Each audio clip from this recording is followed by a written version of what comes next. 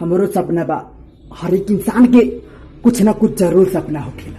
बहुत से लोग दिल में लेके जाला कि हम बम्बई जाके ये करब हव करब, लेकिन कुछ लोग के परिवार के कारण आगे नहीं खुद सकत, परिवार वाले मना कर देते हैं और कुछ लोग बढ़ जाते हैं, परिवार को ठुकरा कर भी आगे बढ़ जाते हैं। तो देखा बाबू, जब तक आप सफलता नहीं पाएंगे ना, दुनिया वाले आपको कोसते रहेंगे, इतना कोसेंगे ना कि आप पागल सा हो जाएंगे।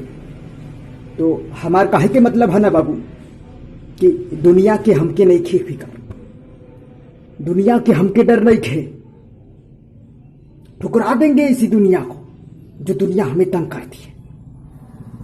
देखा बाबू, अगर आगे बढ़े के बिना तो जमाना के नहीं खे देखेगी,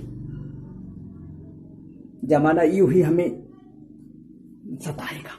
मोहब्बत पे आग